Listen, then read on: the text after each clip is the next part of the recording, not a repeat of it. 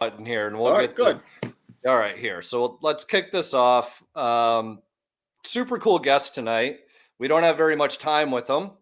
I actually know this individual as Tony Montana. That's how he's saved in my phone. And but real name Bobby Kahn. And this guy probably has the coolest story out of anyone I know. And you know what? It's not cool because at the time I was I lived You here. were there. Yeah, I was there. I saw, I felt, I heard firsthand how this all went down. So like when you hear his story or you see the videos or maybe read some shit online that was done or see other people's videos, because there was lots of those as well, I can validate the truth. I really can. So I don't even know how to introduce you in reality. Like Bobby Kahn was the FBI's most wanted fugitive at one time. Yeah. What? Yep, I was the FBI's most wanted fugitive for 5 years straight. Chris knows. Yeah, featured on American Greed. And I'll tell you, I think you literally told me your story, like the short version of it, maybe 2 weeks before me and my wife stream American Greed, because we were like addicted to the show. And then all of a sudden, here's Tony, aka Bobby, or Bobby, aka Tony, featured on American Greed for this exotic car scandal, blah, blah, blah, all this stuff. And now all of a sudden I'm like, holy fuck. I'm like, he wasn't lying. I know this guy. Yeah, I know this guy. He's on TV. So what's the story, Bobby? How the hell does this all unfold? Oh, so let me give you some Cliff Notes backstory. Okay, so I've been in the car business since I was a kid. I dropped out of school and started selling cars, and I was really good at it. And before I was even 20 years old, I got handed the keys to a Porsche dealership and said, here, run it. So while I was there, I made a lot of foreign contacts, and I started selling cars overseas, and I decided I didn't want to work for anybody. I wanted to work for myself. So I got in. I was exporting exotic and luxury cars all over the world. And then while I was doing that, I started buying and selling exotic cars from dealers all across the country here to just flip. So from dealer to dealer. So I'd be buying a car from a dealer in Beverly Hills and selling it to a guy in Miami. And then I started doing really well. And I was a guy that if you wanted to sell an exotic car, doesn't matter where you were in the country. If you were a dealer, you picked up the phone, you called me, and I was buying your car, and I'd be flipping it to dealers because I had a whole network. So I was pretty good at it. But when I was 24 years old, when I was between marriages, I had a girlfriend that I had hired. She was from Alabama, and beautiful, blonde, just perfect looking specimen. And I was like, I have to date her. And I'm 24, and I'm like, that's like the girl that you see in pictures, right? That's like the perfect chick. So next thing you know, Bobby, you said I had a girlfriend I hired. So which came first, the hiring or the girlfriend? This is how it worked. This is how it happened. She walks in. I'm closing up shop for the day, Saturday afternoon, and my sales guy says, he goes, boss, there's somebody here to interview with you. I said, I'm going home. He goes, no, trust me. You want to see this one, right? So next thing I'm like, all right, send her over, right? So she walks in, and I'm like, whoa. So she sits down, and I ask her, I said, what are you looking for? She goes, I want to be a job as a salesperson. I said, okay, have you sold? Nope, never sold. So I looked at her resume. It's like all blurred to me. All I'm thinking is, I want to take this girl out. Yeah. So next thing you know, I said, all right, you're hired. When do you want to start? She said, I need 2 weeks. I said, why do you need 2 weeks? She goes, well, I have a job, and I want to collect my paycheck, and then I can start. I said, how much do you make a week? And she goes, $250 a week. I reached in my pocket. I whipped out $2,000. I said, here's your 2 weeks paycheck. Go shopping. I'll see you Monday morning. She's like, you serious? I said, yep. I want you to start Monday morning. So Monday morning turned into Saturday afternoon. She's sitting there at the desk, bored, because her boyfriend, who is in the military, actually took a break and went to a Dallas Cowboys game. So she's all alone in this new town. So you want to go out? And that was it. It was over. We went out. And next thing you know, I'm dating her. Her boyfriend finds out, throws her on the curb. Now I'm in the process of getting divorced. So now I got because of the girlfriend or what? No, because listen, at that point, I had a bunch of girlfriends. So I was young. Okay, I'm young. when you're young and you're driving around in Lambos and Rolls Royces before, you're having a good time. So it'll happen. Yeah. It happens. So next thing you know, I get her an apartment. Next thing you know, she's driving a Cayenne Turbo. And then I'm buying her dad her car and shipping it to Alabama. And then it's like 18 months into it, she's got a pink diamond ring at this point. And she comes to me and she goes, I want you to buy my dad a house. I said, I'm not buying your dad a house. She's like, well, I want you to buy my dad a house, and I want a Bentley, and I also want you to get my dad a sawmill. I said, well, go to Home Depot and get a sawmill. She says, no, a sawmill. I'm like, what the fuck's a sawmill? Can we curse on here? Oh, yeah. Oh, yeah. Okay. I said, what the fuck is a sawmill? Because I'm not from Alabama. She's like, well, it's a place for him to make money. I said, I'm not buying your dad a business. So she goes, and I said, I'm not buying you a Bentley. She goes, well, you have one. I said, yeah, that's my Bentley. When I met you, you were driving a Mitsubishi Eclipse. You got a Cayenne Turbo right now. You're good. I'm not getting you anything more than this. If you want to ride around a Bentley, you can ride a shotgun with me. So she says to me, she goes, I'm sure the IRS would love to look into your books. At that point, I said, all right, you're done. When you threaten me, I don't care who you are. You're going to be family. I'm done with you. So I said to her, here's what I'm going to do for you. You go down to Alabama and go look for a house for your dad. And I said, I'll come down there and I'll buy your dad a house once you find it. And she said, really? I said, yeah, really. I put her on a plane. I sent her to Alabama. I called my driver and my bodyguard, and I said, I need you to do me a favor. Anything that's mine stays. Anything that, is hers, pack it up, put it in a U-Haul, take it down there and ship it and dump it on her front lawn. So these are two Italian guys. They did exactly that. They packed up the U-Haul. 3:00 in the morning, they opened up the U-Haul. They pushed everything onto the lawn. She lived in a town of 500 people. There's no cell service in this area where she lives. So they get like an hour out from where she lives, and they called me and said, we did exactly what you asked for. And I said, did you get my truck? No, we didn't see the truck. Motherfucker. Now I got to sit there and call her and say, I need my dually back that I bought for her dad. So, because I got the Cayenne now. So she gets on the phone and she says, I'm going to teach you a lesson like you've never learned before. I said, all right, well, I'm getting my car back. I'm going to fucking sue you. So a week later, I get a restraining order in the mail. And the restraining order in the mail says I bashed her dog's head in, I threatened to kill her, and I held her at gunpoint. Oh, my. I haven't even been to Alabama. So I called my lawyer up, and my lawyer in Jersey. I said, Eddie, what the fuck? I haven't even been to Alabama, and I got a restraining order from Alabama. He said, look, it's a temporary restraining order. I'll hire you a Mickey Mouse lawyer down there. It goes away. I said, okay. He hires me a Mickey Mouse lawyer. When I say Mickey Mouse, he was a Mickey Mouse lawyer. And the guy calls me up from court, and he says, you have a problem. I said, well, what's the problem? He said, you're wanted for arson. I said, what I burned down, right? He goes, her dad's house. I said, you're kidding, right? I said, the house that I've been paying for the last 18 months, I burnt down. How did I burn it down? Magic? He goes, no. She says on this date, you threatened to burn the house down, and the house burnt down the next day. So I thought he's kidding. So I call him back. I said, you're fucking with me, right? He goes, no, I'm serious. They want to charge you with arson. You're wanted. What do you mean I'm wanted? I said, I haven't even been. What date was this? So he calls me back and he says, it was on this date at 5:00 in the morning. I said, hold on. On that date at 7:00 in the morning, I got pulled over by a state trooper and I got a ticket for speeding on the Atlantic City Expressway in New Jersey. I said, at 9:00 in the morning, I walked into D. Simone BMW in Mount Laurel and I bought a brand new 7 Series BMW. I said, how the hell could I be burning a house in Alabama, getting pulled over at 7:00 in the morning in Jersey, and buying a car at 9:00? I said, even if there was a private jet terminal in Alabama with the time difference, there's no way I could be back and forth. And I said, there is no private airfield. I said, the closest airport's 2 hours away. So I said, it's not possible. And I'm on camera. So he said, well, in the state of Alabama, it just takes a complaint.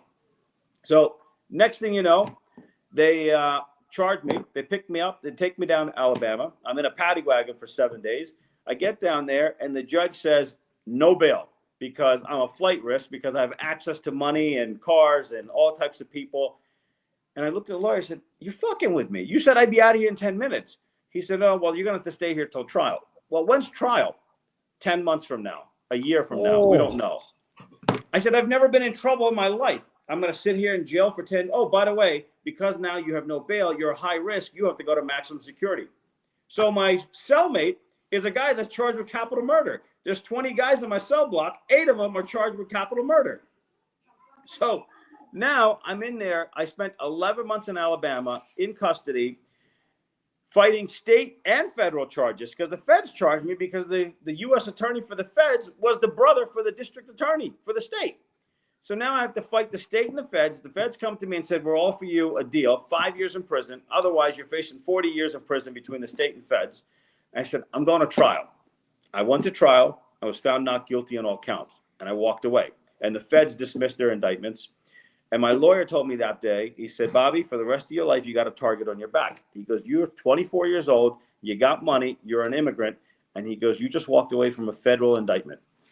I said, okay. And I just blew him off and I went on my way. And I built my business. And by 28, I'm in Forbes because I became the dealer for the world's most expensive car. I got celebrity clients. I'm living a good life. I'm living a life most people usually dream about, right? I got a nice home. You know, I'm remarried. Life was good. At any given time, I could pick up the phone and call this ball player or that celebrity. I drove anything I wanted to. At any given time, I had any kind of exotic car sitting on my driveway. 2013, we lose our son. And when we lost our son, I entrusted somebody that I thought I knew to run my business. And they said, look, I had 2 spots. I had a wholesale business and I had a retail spot. And I said, you run the retail. You can use it, use a license, do whatever you want with it. Just split it 50-50 with me. And I don't care. I hate the retail spot. I don't even want anything to do with it. So this person, while I'm away, decides to start a whole nother business. And the business he starts is he's lending money to people based off of assets. So you need money, but you can't go to the bank. But you got that car in the back that's worth $100,000. So you go to this guy and you say, hey, I need the money. And he says, okay, your car's worth $100,000. I'm going to give you 60 grand. And you got 90 days to pay it back with 29% interest. If not, it goes to my friend Bobby's dealership and it gets sold. Now, in order to lend you the money, I go to Chris and say, hey, Chris, I'm going to borrow some money. I'm going to put it on the street. I'm going to split the 30% interest with you plus the fees. And worst case scenario, if the guy doesn't pay us back, my friend Bobby will sell the car and we'll get the money that way and you'll be made whole. Great. So now cars are coming to the dealership and my employees are selling the cars. The car goes out. I come back to work and my title clerk says, Bobby, we're missing titles for cars. Which cars? These cars. Well, they all came from this guy. Yep. Well, okay. So one day I get a phone call and says, is this Maserati on your lot? I said, no, we sold the car 3 months ago. Well, I was told the car's still on your lot. I said, why the fuck would why would I tell you the car's gone if it's not gone? I said, I'd want to sell a car. He goes, well, no, I'm not trying to buy a car. I'm actually the investor that invested money into that car. Who'd you invest money with? Such and such. And I hung up. And 2 minutes later, I got a phone call from this person that was running the place. And he says, put the car back on the website. And I said, the car's sold. Why would I put a sold car back on the website? If I put the car back on the website, the Carfax gets triggered because I don't know what the mileage is. So all of a sudden now this car's listed for sale. The customer bought the car, is driving it. It's going to be TMU. Just do it. I said, hold the fuck up. I realized what he was doing. We're selling cars. We're paying him. He's not paying back his investors. Or sometimes I actually had a customer come in and said, I put my car on, I got a loan. I paid back the loan and I was told that I'd get my car back and my car's sitting here or it's gone. Where is my car? I said, I don't know who you are. You had to deal with the person that gave you the loan because any car that comes to our dealership is supposed to be sold because the person lost interest in the car. And I realized what he did. And the guy had made a hole of $3.6 million. He was robbing Peter to pay Paul. What he was doing is we're paying him for a car. Sometimes he pays back Chris. Sometimes he doesn't. Sometimes you get your car back and sometimes your car that you were supposed to get back has been sold through my dealership. And now he's, trying to find you a new car to sell you a new car. And when I realized what my mistake was, I should have never confronted him. I should have just picked up the phone and called the FBI. What I didn't realize was that this guy, the reason he lost his dealership was he got busted for selling Quaaludes. And he was transporting Quaaludes in the back of Bentleys and selling them in the Hamptons. and he was part of a drug ring, and he got busted, and Bentley told him, you can't be a dealer for us anymore. And he was a Bentley Lamborghini dealer. But he never went to prison. He told me they dismissed the charges against him. What I didn't realize was that he became a confidential informant, and he ratted on everybody, and that's why he never got prison time. He got probation. If I would have picked up the phone that day and called the feds, he would have been violated and would have went to prison for 5 years. Plus, he would have had all these charges for fraud. And now my lawyer comes to me and goes, you got to clean this mess up, because if you don't clean this mess up, this is your license on the line. So I go through and I start cleaning up the mess, and I started buying back, and I'm burning through cash, and I'm buying cars back. Well, I got down to 5 cars that we had sold, and the 5 cars that we sold, the customers financed them to a bank, and we wrote the loans. So I called the bank, who I did a lot of business with. I mean, I was giving them millions of dollars of loans per month, and on top of that, deposits every month. And I said, hey, I got a problem. I'm cash poor this week, and I got screwed over, but I owe you $865,000 worth of titles for cars. I'm going to do one of two things. I have to liquidate some stuff, or I'm going to end up getting the titles, and I'll hand you the titles, or I'm going to just buy the cars back from you and deal with them on my own. The guy at the bank says, nope, we're not giving you the extension. Oh, and by the way, we're cutting you off. Now you can't write any loans.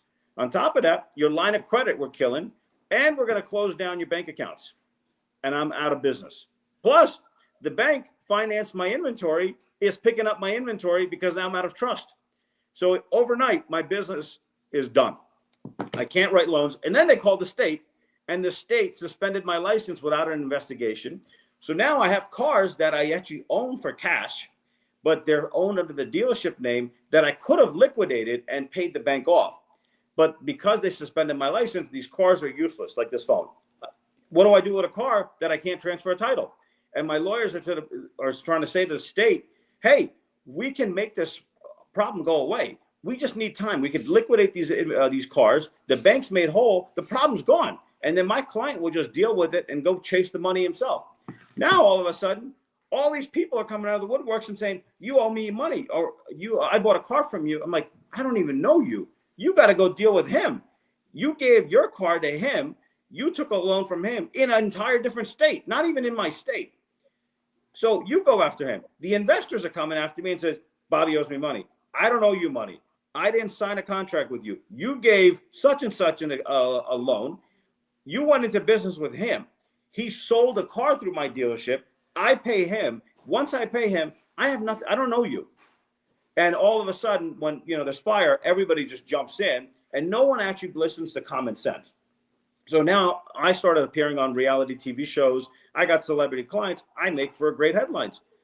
The feds are around circling again, and my lawyer's like, they're going to charge you with federal charges of wire fraud because everything's in your name, and these people are coming, and we're trying to set meetings up with the feds and say, look, we can show you everything. There's more than meets the eye. A lot of this stuff we can clean up, and the rest of the stuff isn't ours. It's this guy's. Yeah, and then next thing you know, what's going on is, hold on, is that your light? Yeah, okay. Yep. What happens is, feds don't want to listen. My lawyers are like, we'll have a meeting. We'll give you all the paperwork. We'll show you. First off, half the stuff happened when he wasn't even around. The other stuff that's happening, we can tell you who's doing it. But you know what's happening? The guy's a confidential informant. If they go after that guy, all their cases that they put together against the other people fall apart. Oh, my God. So now one of my lawyers says, he goes, I have a solution for you. Come meet me. I go into an office, and there's 2 people sitting at a table, like you guys. And the guy on the right says to me, he goes, if you give the guy on the left $100,000, he goes, when you get charged with a crime and your case comes into my courtroom, I'll make sure in 6 months it gets dismissed, and I'll make sure I'll get you bail, and I'll make your problems go away. I looked at him and I said, I don't know about my cash position, but I'll get back to you. And I walked out of there, and I grabbed my lawyer, and I grabbed him by the throat, and I threw him up against a 911 Turbo that was parked outside. And I said, I don't know if I'm being set up, or I said, if I'm being set up, if I pay this guy, I'm going to prison for bribing a judge. I said, if I'm not being set up and I do get charged with a crime, when I get charged with a crime and I'm in this guy's courtroom, I'm screwed. Yeah. I called my other lawyer up because I don't trust lawyers, right? I always keep multiple lawyers because I check on each other. And I called him up and I said, this is what happened. And he says, meet me in a garage. And I met him in a parking garage. And he says, Bobby, you know any non-extradition countries? So what are you talking about? He goes, you need to leave today. He goes, your life, as you know, just ended. He goes, they're going to arrest you. They're going to seize your assets. He goes, they're going to lock you up. You're going to get hit with civil charges, federal charges. He goes, you won't be able to pay for lawyers. You're not going to be able to defend yourself in civil court. He goes, your family's going to be out there suffering because now they're going to take the house. They're going to take the bank accounts. How's your wife and kids going to survive? How are you going to survive? They're going to hit you with 20 years, and they're going to come to you and say, we'll make you a deal, 12 years, and you and there's all this goes away. And he goes, you're going to have no choice. You're going to have a public defender. You need to leave, and you need to leave today. I said, well, where do I go? He goes, a non-extradition country. I said, well, they all fucking suck. Every non-extradition country is a shithole. And then he's like, I'm like, shit, Dubai, right? I said, how do I do this, right? My entire life is flashing between front of my eyes. He goes, you can't tell anybody. I said, I got a wife and kids. He goes, if she loves you, she'll be there for you. I said, he goes, you don't have enough time to take her today. He goes, but you need to figure out, he goes, you're smart enough. You'll get your wife out of here eventually. He goes, but you can't tell her that you're leaving and where you're going.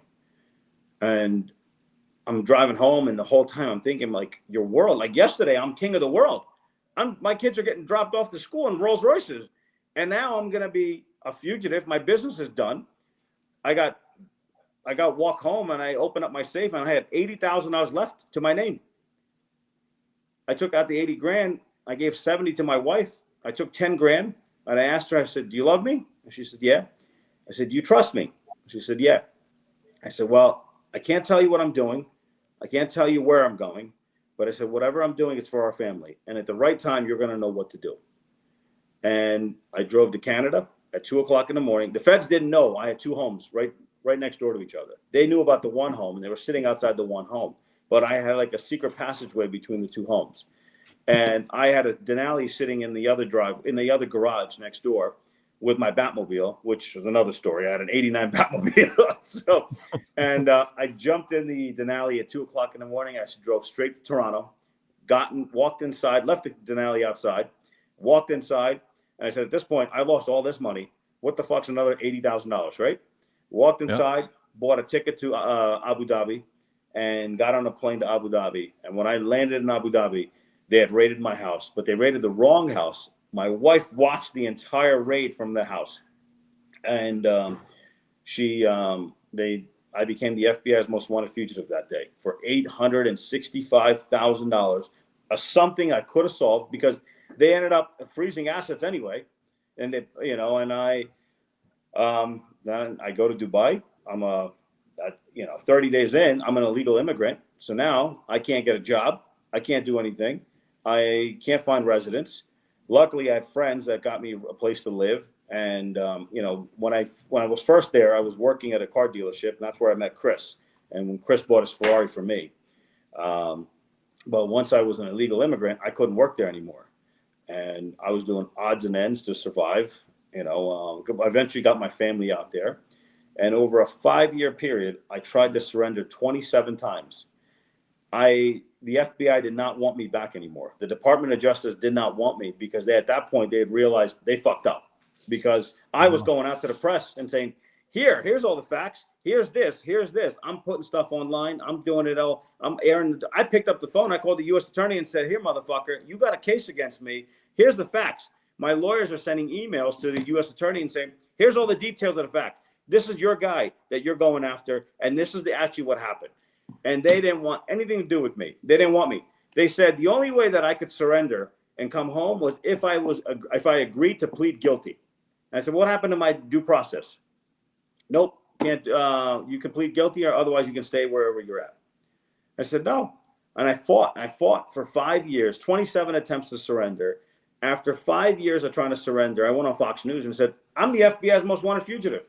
I did a 42-minute long interview with Fox News. Fox News puts out 1 minute of the interview and butchered it and made it seem like I want the U.S. government to pay for me to come home when I'm saying I'm a fugitive. I could walk into an embassy tomorrow, accept my surrender. And they didn't want that. And, like my wife and kids eventually made it home. Our passports were all expired. We had overstayed our visas and stuff. The government waived our visa fees. And I stormed into an embassy and I refused to leave. I said, I'm not leaving. I'm on U.S. soil here. I'm a fugitive from justice. Got to bring me home. And after 2 attempts of doing that, we actually have to come back on later and talk in detail about the whole surrender part. But I'm giving you the cliff notes now. I surrendered. I came home. They locked me up for 8 months under 21-hour-a-day lockdown. I couldn't speak to my lawyers. 45 minutes a week I could speak to my lawyer on a payphone. And after 8 months of this shit, my lawyer comes to me and says, they're willing to dismiss all the indictments as long as you plead guilty and say you didn't give the bank one title in the total of $156,000, you'll be released tomorrow. And now at this point, it's been 6 years. And I called my wife and she said, make this fucking thing go away. Just go. And she goes, they took it all. She goes, we lost our home. We lost our business. She goes, we lost, our reputation. Make it go away. I signed a deal. And the next day I was released from jail. And I was supposed to get sentenced to time served. 2 months later, I was supposed to get sentenced. Nope. The government kept delaying my case because the prosecutor said to my lawyer, I want 5 years out of your client. And my lawyer said, there's no way possible. At $156,000, he gets sentenced to time served. That's nothing. They delayed my case for 3 years, kept on an ankle monitor where I wasn't even allowed to go to my mailbox. I had to ask permission to go to see my son's grave or take my daughters out to someplace, right? And after 3 years of this, I go to in front of a judge, and this smug motherfucker looks at me and he says, you haven't been taught a lesson. I'm sending you to federal prison for 24 months, but I'll give you credit for the 8 months that you served. And the FBI agent and the U.S. attorney high-fived each other and looked at me. And at that point, I realized, I said, I'm not going to be one of these 80 million Americans that gets fucked. I'm going to fucking get my revenge. And I went to prison. I was only supposed to do 8 months in there because I'd already done 8 months. And you're only actually supposed to do 12 months. But what they did was, actually, I was only supposed to do 4 months. But they kept me an additional 4 months because they said they lost my paperwork. And I spent 8 months in there. So I did 16 months on a 24-month sentence when by law I'm supposed to do 12 months under the First Step Act. So I got released from prison and I came home and I started sharing my story with people. And all of a sudden politicians from DC are like, you got to run for office. So why the fuck would I run for office? Do you not know my past? I'm a convicted felon. And the one congresswoman says to me, she goes, Bobby, my favorite president's a convicted felon. He's got 34 felonies. You got 1 felony. And I said, and I blew it off. And just like that, it was one after the other, one person after the other said, you got to run for office. You got to run for office. Take it, run. I finally sat down with some people and I said, all right, I'm going to run for office because my wife convinced me at this point. I'm running for Congress, but I'm running my way. I'm running as a convicted felon, but I'm running to fix this fucking system that's been screwing Americans for ages. And I finally put an agenda together on how to fix the justice system, the prison system, veterans, gambling industry, the list goes on. And about 3 weeks ago, I announced that I'm running for U.S. Congress in Nevada. Holy shit, buddy. Like, I don't even know where to start. That's wild. I can't believe that's Cliff Notes too. Like, good grief. Those are the Cliff Notes. And I'd love to stick around. And this is like a 2-hour event. So you guys got to tell me when I can be on again to finish this. Well, hey, dude, I know you got a phone call. I don't know how long the phone call is going to last, but the link is still good. So when you're done your call, by all means, jump back in if you want. Or we'll just do a part 2. Yeah, I don't know how long it's going to be, but if not, I'd love to hop on one day and like really go at it. And I'm sure if you put this out there, you're going to have questions from people. So I'd love to answer questions too. Yeah. People have already pulled over. Links. Yeah, I know. I know you got a couple links or a couple episodes out on YouTube about the story, right? So we can put the links. Yeah, the 4th episode and the final episode. The 4th episode and the final episode will drop over the weekend. Okay. Awesome. So you'll have all 5 episodes. The whole story will be on there. It's Ferraris the Fugitive. And then if you go to my Instagram page, Real Bobby Khan, and that's how you spell it. And if you go there, they can obviously, there's links to the whole story, everything, and obviously links to my website for Congress as well. So Cool. I'm not a traditional candidate. I'm a whole different motherfucker out there. I'm fighting. I told the Republicans, I said, I'm going to fight this my way. I'm not hiding anything. My campaign video opens with me sitting in a jail cell. So I said, it's not going to be. I go out there and I let everybody know I'm a convicted felon. I was the FBI's most wanted fugitive, and I'm running for Congress today because I'm trying to change the system that's fucking Americans every day. I like it. Good on you. All right, good. Yeah. So listen, guys, I hate to jump, but I got to go. Okay. All good, No man. worries. Like I said, if you're quick, just jump back on the link. All right, good. I'll do that. All right. I appreciate All right, it, man. man. Okay. Thank you, All righty. guys. Thanks, Bobby. Appreciate it. Nice meeting you, Pleasure. bud. Cheers. Thank you. Holy fuck, dude.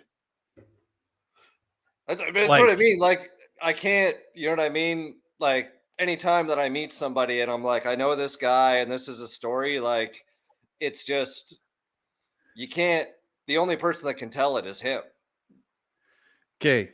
If this was ever an advertisement for watching us on YouTube, right? Because, ladies and gents, we don't just do this on Spotify and Apple. Go to YouTube and you will see me for 30 minutes with eyes of saucers and my chin on my chest. Dude, like, honest to God, I don't think I've ever felt so, like, I feel like I just got out of a bar fight. You know what I mean? Like, your adrenaline's running. This is crazy, man. Yeah. So, Oh. like, I don't want to spoil or like try and speak on behalf of him for his story, but I can, you know what I mean? Like, for me, yeah, like you said, I was literally, like, I always wanted a Ferrari, right? And I always said I'd have a Ferrari by 30. Dubai's got an abundance of luxury car dealerships and everything else. And I almost bought one when I first got there. It was a white F430. Dude, it had like 4,000 miles on it, super, super low. And I passed on it at the time. And a couple years went by. So I was like 33, 34, maybe at this point. And right down the main strip through Dubai is Sheikh Zayed Road. And I saw a yellow F430, which of course yellow is Your thing. a favorite color for me. So I pull off into the service road and go in there and I peek in the window and, it's black with yellow stitch interior, not tan or something stupid. And I'm like, fuck, like this is the combo. And dude, I think I was like in some Lululemon fucking workout pants and like a wife beater and a backwards hat. Like, Yeah. I was not looking like I'm there to buy a Ferrari. And out comes, Tony at the time. And we get to talking. Of course, he's sort of got like that tri-state fucking accent and whatever, and just kind of, he's an amazing personality. So we get to talking. I'm like, okay, I want this, I want that. And yeah, so we do a deal for the car and we stay in touch. And, he's telling me he didn't tell me about his past and why he was there, but he told me about like how he was in the exotic car business and all the deals that he's done, and really opened my eyes to a whole world that I never knew, like the whole Montana LLC registration, so if you guys ever see an exotic car and it's running Montana plates, well, that's what people do. They register the car to an LLC. They don't live in that state, but Montana, you can do everything online, and that'll be the business's only asset. And that's a way to, you know what I mean? Keep money or keep assets and whatever in different places. And Not having tied to your name. yeah, and even like, Ferraris, they have like that whole, what is it, almost like tier system, right? If you want to get like the latest and greatest thing, you have to have owned, this Ferrari and that Ferrari, and then you might be allowed to be on the list for the next greatest Ferrari. And with that said, a lot of people buy them, then they resell them, but Ferrari will hold the titles. So you can't get the title until like a year later or whatever. But what will people do? They have a Montana LLC, so they can sell the LLC to somebody. And technically, the vehicle is the only asset. So you can, in theory, sell that car and own it. Possession's 9/10 of the law, and then wait until the title to come through. But to make things even worse, and I know that this was the thing with the Enzo is that wherever you purchased it from, you needed to do all the service from X agreed dealership. So it would even go as far as you purchase the vehicle and then there'll be like $50,000 in escrow. And that escrow is used solely for the servicing and the maintenance and transportation to make it look the part, like everything's going through that original buyer and everything else. But that's just sort of like a protection thing so that people can move the car around. So just and that 50 grand, just covers the first oil change too. Yeah, exactly. Just in case anyone was wondering. So, stupid, like crazy shit like this, right? And then, he was coming up with some interesting business ideas, almost like a timeshare for exotics. Was looking at something like that. And then, we actually went in on developing a portal for like wholesaling exotic cars between the UAE and the US, and came up with a website for that. And yeah, so, once that sort of started materializing, that's where he pulls me aside. And he's like, listen, he's like, before, we get too far and too involved, he's like, I need to share these details with you. By all means, you can, you know what I mean? Make the decision. But he's like, here's my story. And I'm like, holy fuck. Like, okay, that was a lot. Never really met an ex-con like that, or a current con, or a fugitive, if you will. And I was like, to be honest, I'm like, this guy's been nothing but friendly and super cool. And he's, kind enough to give me this information up front before, committing to, business ventures together and everything else. And I'm like, you know what? He's done nothing wrong to me. So I'll be my own judge of character.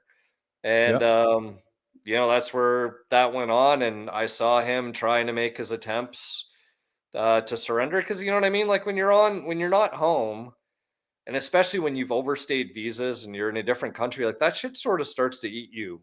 You know what I mean? Or I could see how it would eat you alive. And it's like, you can't go home, you can't communicate with family properly, like all of these things. And like to literally see the embassy turn him away. And I know he'll get into that story. They literally were like, we have no room for you, go away. To the UAE actually trying to convince him to stay. They were like, you've done nothing wrong in our country. We'll give you all because he had to go see and clean up the extended visa stuff, which I know he'll get into those details as well. But yeah, so the day that, so his family left first, and then I was with him meeting up when he was trying to like do his final, turning himself in thing. And it was right at the peak of COVID. I think that was why the lockdowns were there, because COVID was going on when he first got back in 2020. So, that was a whole ordeal. And, there was some times, like you're thinking, okay, my life is gone. They'll probably tell me I can't deal cars ever again or some bullshit or whatever, which is obviously his passion. Like he, at 18, like he was on, you remember when China was buying tons of Mercedes and like exporting them from Canada and from the US? So that was like what got him on the gravy train initially, is he met like a Asian guy. And so he started doing mass exports, and, it got to a point where I think the dealerships, somebody was charging penalties if you exported a brand new Mercedes within X amount of time, but the penalties were still outweighed by what China was willing to pay. So yeah, man, he racked in. Yeah, so he racked in big time with doing the exports, and that's sort of what like triggered everything. And he started meeting the right people and everything else. So yeah, he's got the links to kind of mini docu series stuff on YouTube, so we'll put those in there in the description so you guys can see it. But super cool cat now running for Congress, dude. Like there's so many things to try to like figure out here. I mean, the whole time that he was telling the story, and he's obviously a very gifted storyteller too, so like you're in it with him, like you can literally imagine all this shit going on. The thing that I couldn't help but think constantly through that story is just that man's level of anxiety must have been through the roof 24 hours a day for years on end. Like, we're not talking, like you're in trouble with your boss here or whatever. You know what I mean? Like, you got caught drinking at noon on Friday and you shouldn't have been drinking. We're talking FBI. We're talking like your country wants you roasted. This Yeah. is heavy. I could not even imagine having the police knock on your door for something you may have done is one thing. We're talking like the end all be all here, like the fucking FBI. And then, having to tell your wife, like, hey, listen, I can't tell you what's going on right now. I immediately jump into my own head. I'm like, if I told my wife that, there's no way I'd be getting out the fucking door. Like, she would be hanging on my leg. Like, no, you're in trouble. Like, I know something's up. Like, no, no, no. And like, to have that woman who must be a fucking saint just go like, yep, okay, 70 grand. Thanks. I'll talk to you when I talk to you, Yeah, take good care. and I gotta say, she is that. Like, she is that ride or die chick.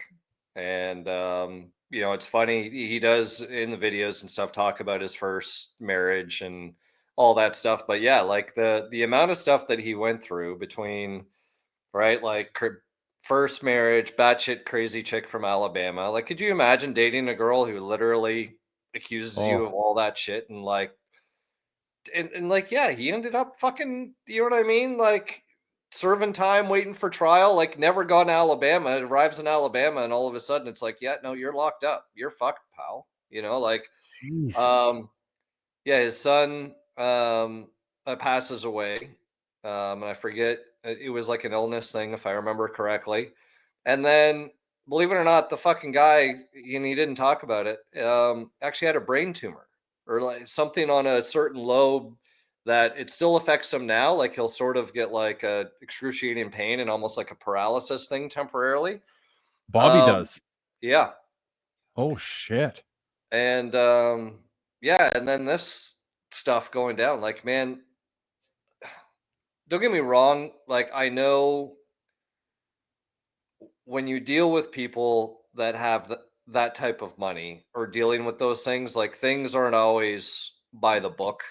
You know what I mean? And I think, throwing around and for the argument, right? Like 800 and whatever $1,000 at the time that was, that this guy was sort of accountable for and screwed stuff over. Like, that isn't a lot of money, and like it is to us. But in the Yeah, grand scheme of things for him, he was just like, I can fix this. right. You know what I mean? Like, I could see it, but like, apparently, yeah, the bank didn't want to, um, Play that didn't game. want him to do it. And yeah, it's insane, man. Like, I couldn't believe, or I couldn't imagine being told you need to go now. Like, that's like war is coming, or that is Yeah. like Chernobyl just fucking blew up.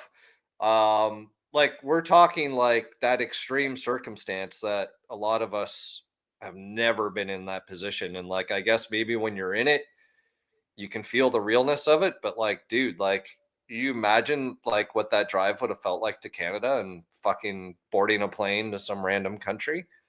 Yeah.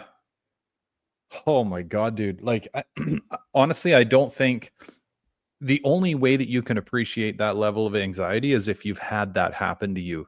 I don't think you can imagine your way through this. No. Like, it actually makes me think it's been years since I watched The Sopranos, but I was a nut over that whole Sopranos series. And there's a scene where like the two families are going to war and all the boys go to the safe house and like everybody's sleeping with automatic rifles and stuff. Like, it's that level. Like, at any second, this could be it. Like, imagine the drive from wherever he was, Jersey, New York, whatever, to fucking Canada. Imagine crossing that border. Where are you going? Fuck, I don't even know. You know what Yeah. I mean? We just talked about this like Going a to couple visit the weeks ago. CN Tower. Yeah.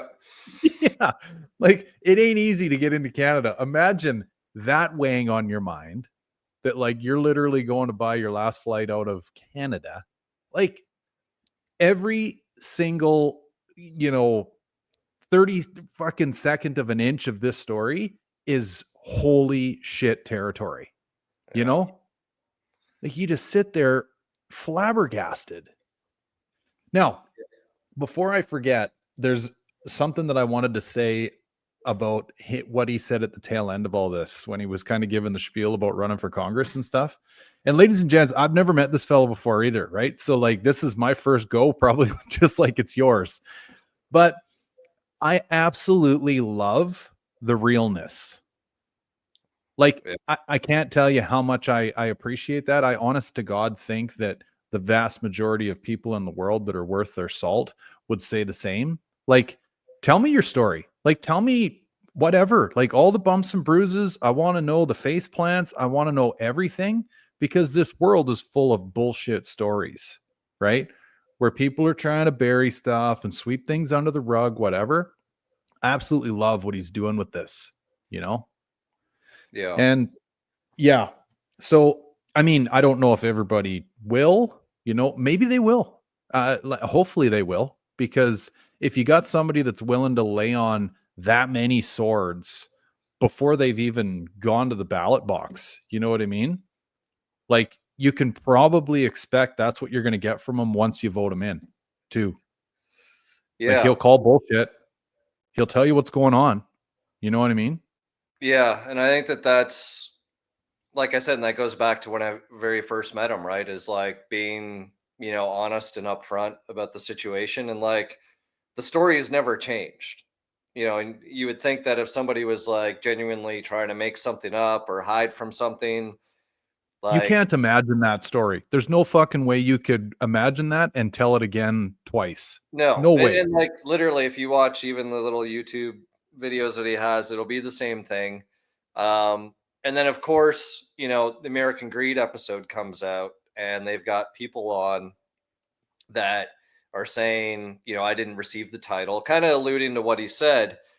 And the funny thing was, what a lot of people didn't know or what they did is that once he left, they saw it as an opportunity. Okay, well, he's gone.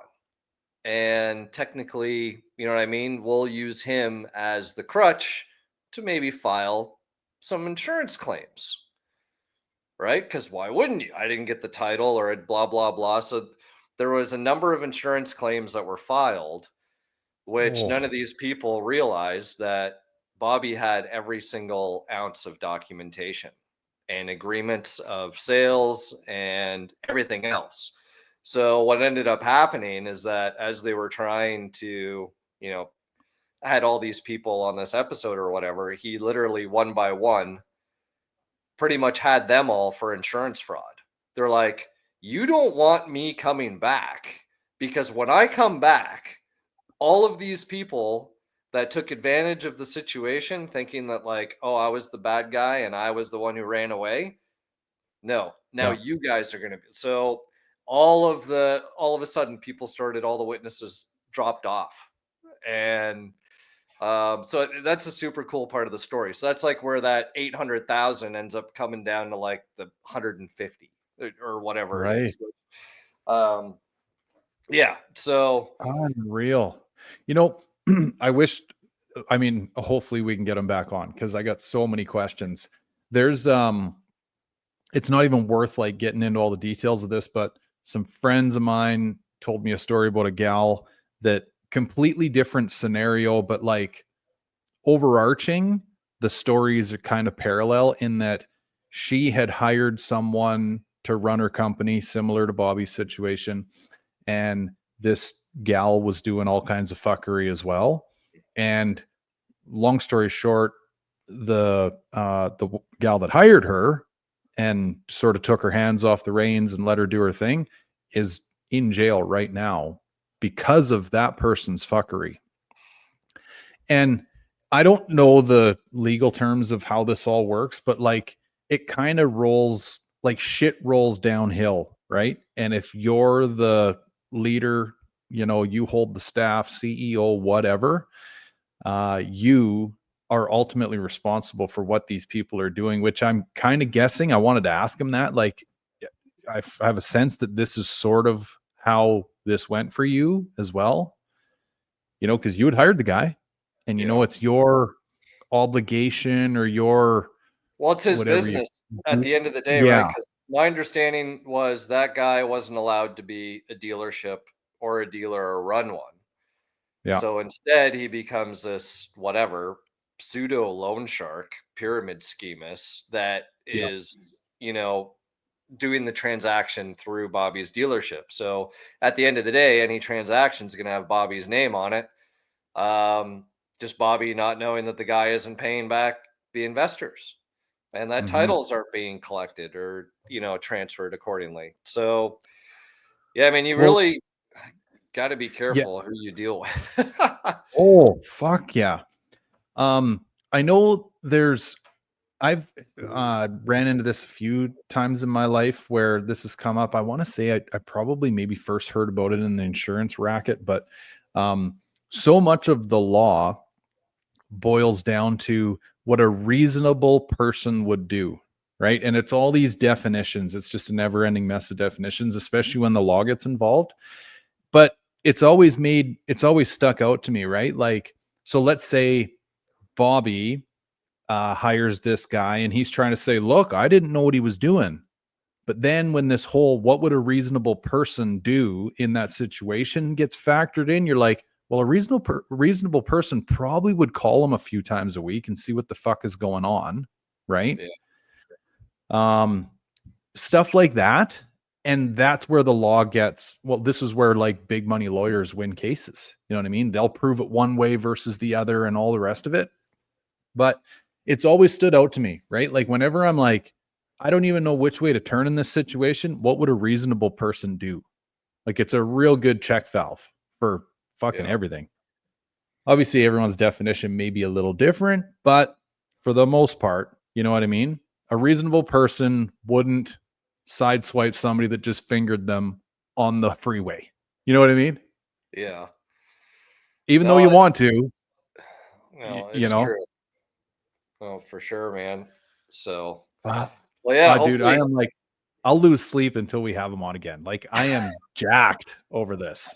I haven't watched the or seen the last two episodes because I guess they're coming out this weekend. But like, even though I've heard the story and stuff, it's one of those ones that I never get tired of hearing the story just because it's so like unique and it's real. Like it's not some drama shit. Like this was No, somebody's life. that's the thing, man. Again, another sales pitch for like watching this on YouTube. Like, I'm staring at him, the whole time going like, okay, there's gotta be like at some point he's gonna go, okay, I'm just fucking with you, or something. I'm waiting for the other shoe to drop. And the whole time I'm like, nothing. Like this is legit. Like if my kid was telling me this story, I'd be like, holy fuck, this is real. Because it sounds so outrageous, you're just like, what? There's no way. Yeah. There's definitely somebody's gonna pick this up and make a movie out of it. Like, Oh, holy they have Christ. to, man. Like, he was on one of the Real Housewives of Jersey. Uh Oh, and yeah, like you said, man, he knew a lot of like obviously out there and at the time, right? Like all your fuck people like P. Diddy and whatever were all big at that time. So of course they're all yeah.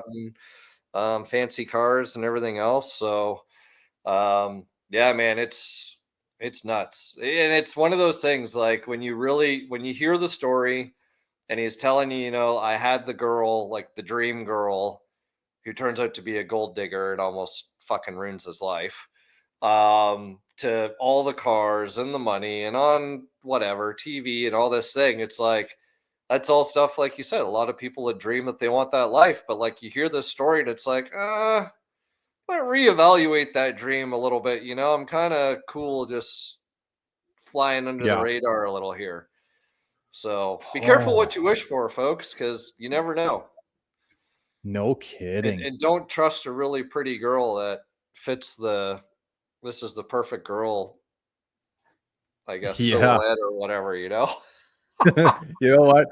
As I was driving home today, it's hotter than the hubs of hell here right now. And I seen an attractive gal in a sundress, and that fucking meme bounces through my mind, right? Boys, it's sundress season. Be careful, right? Yeah. Well, Like, there's just so many things about that. I mean, the fact that this gal has the balls, or, just the wherewithal to do something like that, right? The fact that anyone does, not just, I don't want to make this about gals, but like, I don't know. There just comes a point with things, no matter what you believe, what your principles are, whatever. It's just like, all right, fuck it. Like, how does she feel right now, knowing that she, in a roundabout way, ruined at least a piece of his life? yeah. All for what? Because he wasn't giving you, and it all, this is the other worst part about it, man, is just fuck, it's money, which is the root of all evil. It really truly is. Like, the further you can get away from worshiping that shit, the better you are. I know it makes the Well, world go round and whatever, but fuck you that can stuff. argue the lack of money, I think, is more of the root of all evil. Because, like, when you don't have money, or when some people don't have money, they get pretty desperate, and that's when people start doing some really shitty things, which Yeah. this is sort of that case. He had cut her off. So she's like, okay, I don't have my Porsche anymore. He's going to take the dually he bought for my dad. And now my dad's not going to get the new house. And we live in a shithole and blah, blah, blah. So now it's like, okay, so now, what can I do? And well, that's what she did. And that was due to a lack of money. Because if she had the money, Right. she wouldn't have cared. Yeah. Yeah, it's kind of wild, hey? Like, when you think about it, the extreme ends of things. So on one end being like, you know, I'm done with being poor and I'll do anything to not be poor anymore. Like, that's a very powerful emotion. Like, how many movies have been made over shit like that? I just seen a uh advertisement for a uh one of these types of shows just the other day, and it was like a sister and two brothers or something. There's a whole story about, like, they were one of the kind of most wanted convicts. They were running around robbing banks. I can't remember the name of this fucking show that's coming out, but anyway, it just got me to thinking about stuff like that, right? It's like siblings, kids, whatever, just say, fuck it. We're not doing this anymore. We're getting out of this mobile home or whatever it is. We're not eating fucking dirt anymore. We're going to change our lives. And yeah, these like notorious criminals are born out of it. How many stories are out there like that? Bonnie and Clyde. Totally. Yeah, 100%. Like, when you get backed into a corner that hard, and you can't help but appreciate, even though, they were breaking laws and doing whatever, but you can't help but appreciate that, like, hunger, you know? Yeah. The hustle. When you talk about it, right? You're like, fuck, I kind of like extending myself every once in a while just to, like, check my pulse and make sure that I still got it in me, right? Like, I can dig myself out of this hole. Yeah. Oh, absolutely.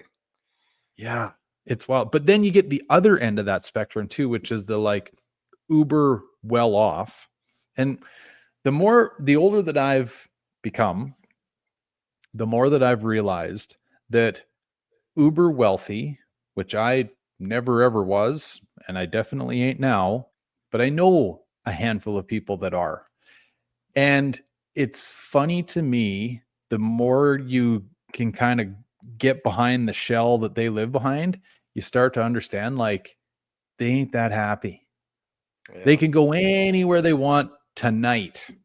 They could do whatever, buy shit, do shit, whatever. All these things that you imagine you could do if you had money, they have all that, and they've tasted all that, and they've whatever.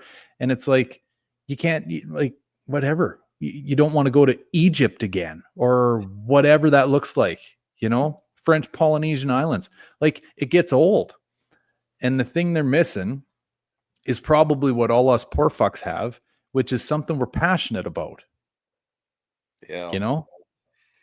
Yeah, there's definitely a good element of balance that I feel like between, the extreme wealth versus just getting by. I feel personally like when my Dubai time, sort of resembles that. Like, it's enough to kind of buy what you want, in your traditional sense. Like, if I guess it's like that first level of, okay, I started here, I came from this, but now it's like, I came from Fox bodies and some BMWs, and okay, fine. I can now afford one Ferrari in the cheapest place in the world to fucking buy them, by the way. Like, the car we're talking 80 grand for an Yeah, F430. It's like, you can't even buy a brand new Suburban for 80 grand. no, So, that's true. it's not like, it's a couple $100,000 for a fucking Enzo or something. But like, I feel like you just sort of there's enough to taste, but without immersing yourself fully into the lifestyle of, oh, okay, now I've got a Ferrari, a Lambo, and a G-Wagon, and I've got, this home that requires lawn guys, pool guys, cleaners, blah, blah, blah. Like, all of these things that I guess are supposed to make your life simpler because you don't have enough time to do it or you don't want to do it. I feel like if you're not getting your hands dirty still, that's where things start getting out of hand. Yeah. Like, if you have a house that's too big that you can't care for it on your own, or you got too much landscaping that you can't take care of, you got too many cars that you can't keep up with the service and you need curation on, you are giving up all of the tangibles as a male, and I guess generalizing as somebody that wants to visually see what they've accomplished. And a lot of these guys that make really big money, they're not the ones digging, drilling, hammering, wrenching, whatever. They got people for that. Yeah. And what do you do at the end? Just say, oh, I hired all the people or managed all the people that created this.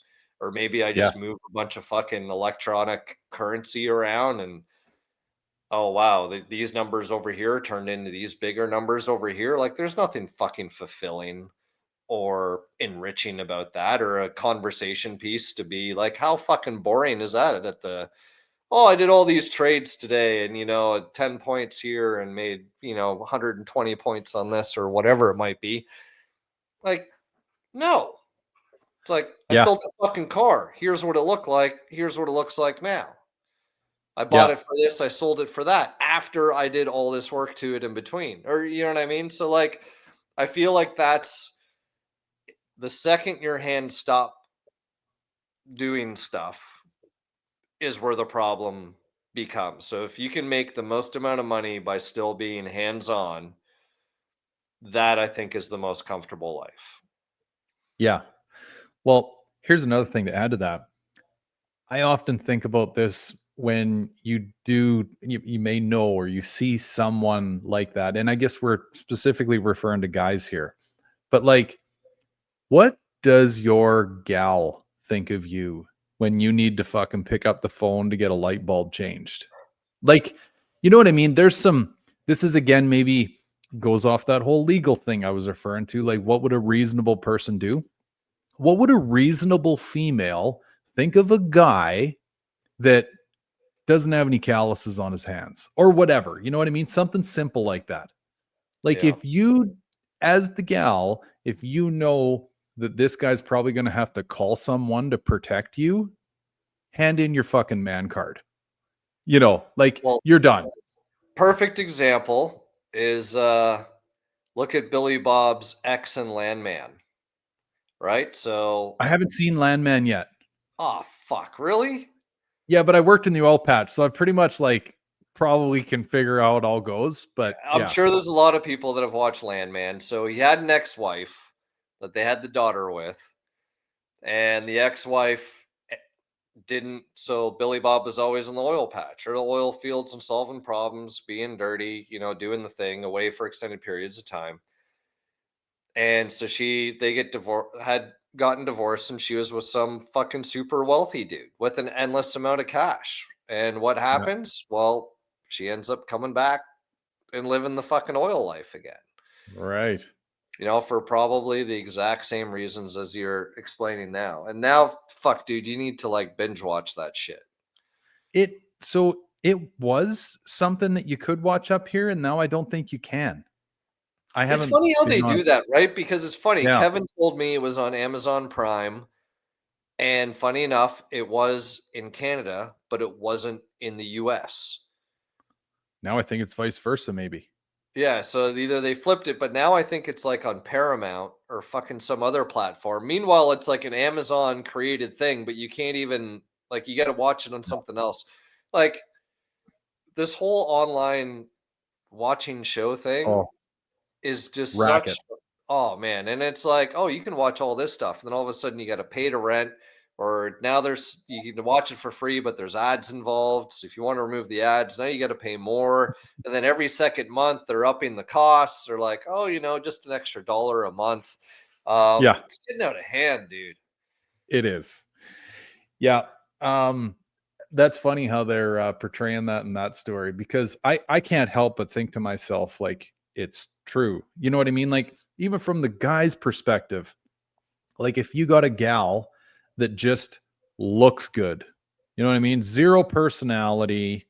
All she is a fucking, may as well just call her a watch, a really nice, expensive watch, like outside of that, like, you don't, this is going to sound terrible, ladies and gents, but I think you'll know where I'm going with this. You don't even know how to make a fucking sandwich. Like, what are we doing here? You Yeah. know? So it goes both ways, totally. But I just, yeah, that crosses my mind quite often, right? Like maybe I don't know, we're in a touristy area where we live. So you see a lot of this going around, right? Big fancy car, and sure, the guy and the gal, and they're all dudded up and whatever. And I think to myself, like, I wonder if that guy is a true dude. You know what I mean? Like, are you a guy?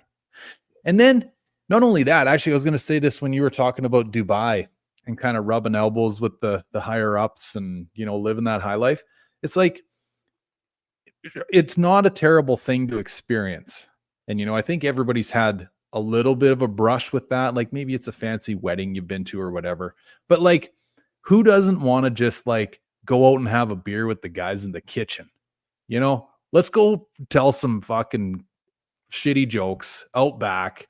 Just have a beer. We don't need to sit here and sip tea and do all the things and whatever, right? It's like, give me someone that's real. Like I'm Yeah. talking tailgate, box of beer, campfire, like, let's Well, let loose. and it's too funny, right? Because like you're a victim of where you came from, no Yeah. matter how you look at it. Like where you are born pretty much dictates your opportunity at life. Like if me and you were both born in India or Thailand or whatever, chances are we wouldn't be anywhere near doing what we are today.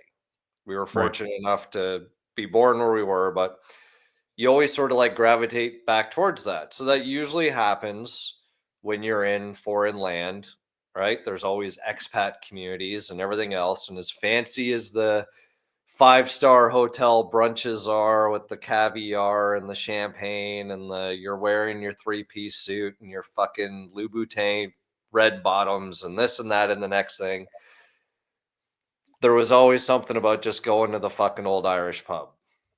Yeah. You know what I mean? Like the Give me down and whatever. dirty.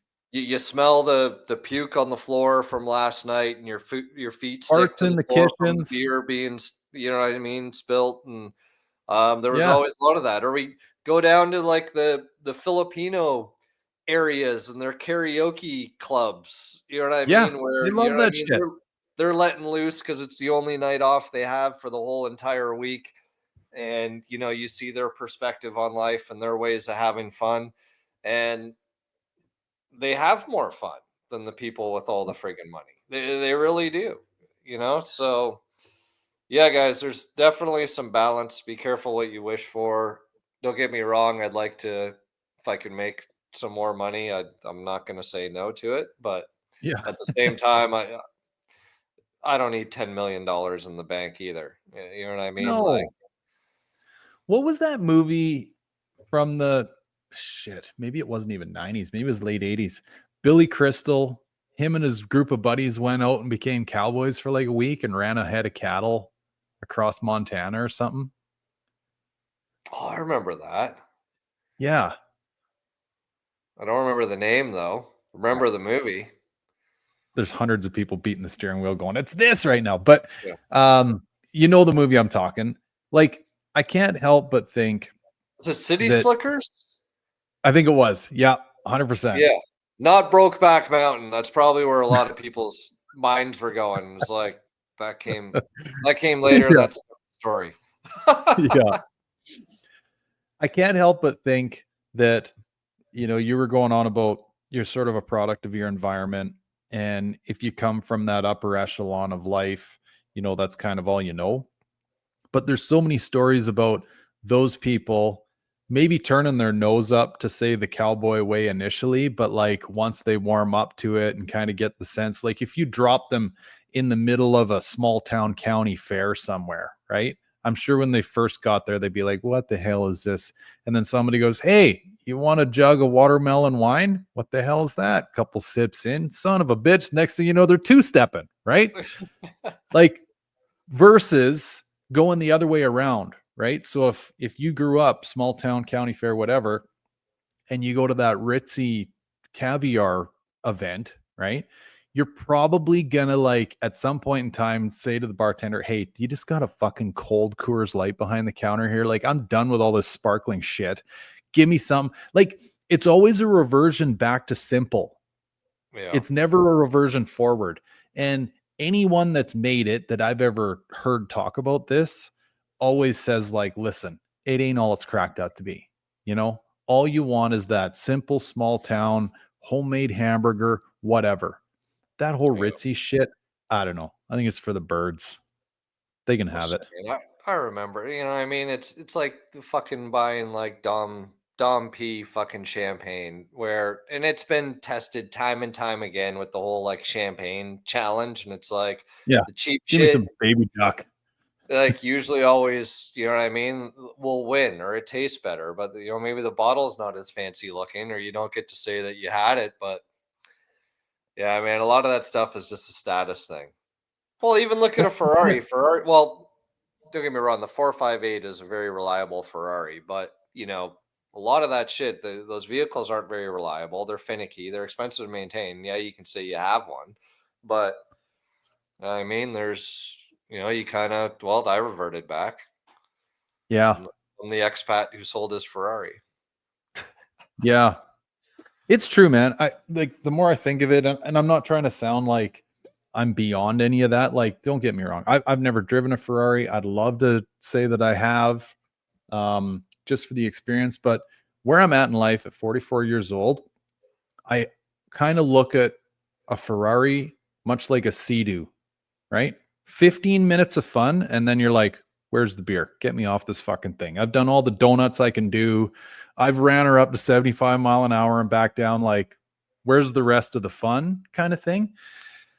Uh, maybe it'd be a different story, you know, if you're doing a gumball in it or whatever. But like, I don't know, to your point, like I get a kick out of the shit right over my shoulder. You know, like Yeah, even though we bitch and complain about all this is happening to my car right now, or it's not running right, whatever, it gives us something to do, right? Whereas if you got a fleet of Ferraris and a fleet of mechanics working for you and a fleet of lawn equipment, all the shit, it's like, where's the fun? yeah. Well, I think Like, it's one of those things like if you can, because they always say, can you afford to maintain what you're going to buy? And if you can't afford to maintain it, then you probably shouldn't own it. And I think it actually goes one step further than that. If you have like a luxury car or specialty car, because again, like a daily driver can cost just as much as your specialty car or your whatever. The real question is do you have enough where it's sitting there and it owes you nothing? yeah, And you don't need to think about, oh, if I didn't have that, I could have this. If you have that mindset of it costs me nothing, it owes me nothing, I know if it breaks, I can afford it. It's kind of like, you know, if you're in a position where you never care about the price of fuel or you don't care about the price of groceries or whatever it is, you can just go in, you can buy them, you can get on with your daily life. That's a pretty reassuring state of mind that you can have. So if you can have that with the toys, I think that's kind of the difference. And you know what I mean? It's As long as you're not like, you don't need to, it's kind of out of sight, out of mind, but when you want to enjoy it, you know it's there. So if you have that luxury, then it's probably not going to bother you or make you think otherwise. Yeah, maybe, hey. But like I can't help but think like where is the like the joy that fills your soul in all of that? So I'll try to give you two examples. I mean, there's the one like you just gave, like fleet of cars and whatever, right? You can go out and run them anytime you want. They don't owe you anything. They're bought, they're paid for, they're whatever.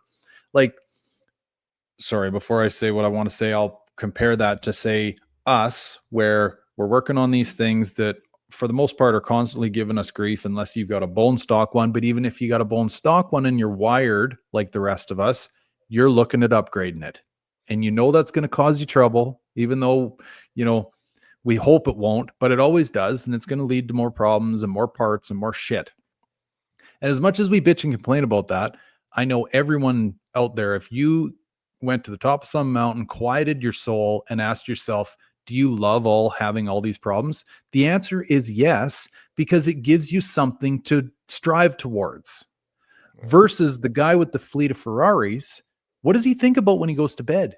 He's not laying there in bed on Summit going, fuck, this electric fan looks pretty cool. Or shit, how do I solve this problem? Maybe somebody else had it on one of the old forums. I'm going to look it up. They don't have that. Like they probably just lay there and think, I need to buy something else. Because it's that materialistic, like soul fulfillment that you see people get hung up in. And they're like, the only time they're happy is when they're buying something, right? Or these really well off people, they get happy when they're going to like reno one of their properties because it gives them something to exist for, right? Yeah. Whereas us, and I think we're all blessed for it.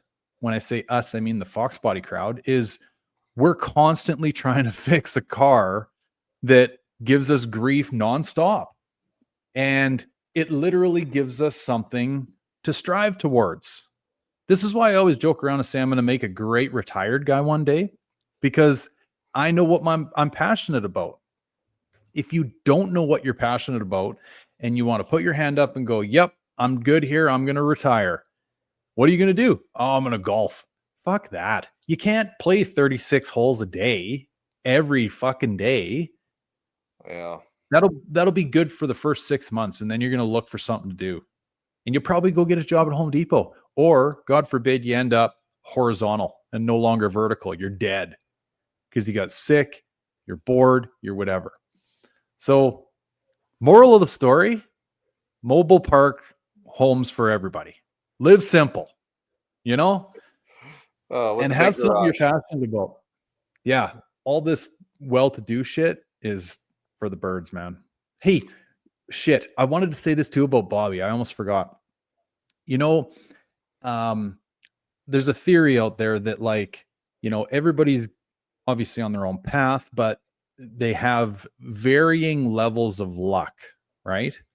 And typically those that have really good luck have equally really bad luck. You know what I mean? Like the swings are massive. And I couldn't help but think that the whole time he was telling the story, right? It was like, boom, he's on top, bang, he's on bottom, boom, top, bottom, boom, boom. And now he's running for Congress. I'm like, Jesus Christ, Bobby, like you got to level this luck thing out, man. Cause I mean, the downside of falling off Congress ain't going to be good. Yeah. Oh man. No, it's true. It's funny how that works. And there's a lot of people that I know that have made a lot of money but have gone like Tits from up. there to, it's like I need to steal steaks from the grocery store so I can eat. Yeah. Yeah. I So know. I truly think that, you know, there's a balance in all of that in life. You know, like you should almost, I don't know, like how many people, okay, like maybe this is a shit example, but P. Diddy. I mean, I know there's more to that whole story than meets the eye, but like, you know, in the 90s, top of the food chain, Lord only knows what he was doing behind closed doors. But yeah, look at him now. Right? yeah, never Fuck. liked that guy. You know, it was always a mystery to me, and I can't speak about this very intelligently because I don't even really truly know what's going on in the story.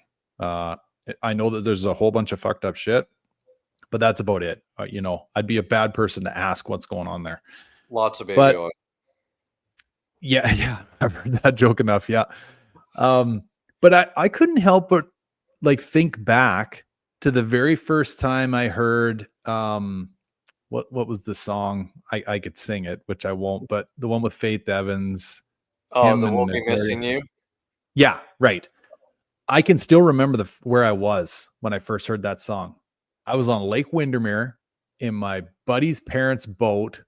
2 gals, 2 guys, 6-pack of beer. We were like, what, 16, 17 when that song came out, maybe? Yeah, it would have been around there. Yeah.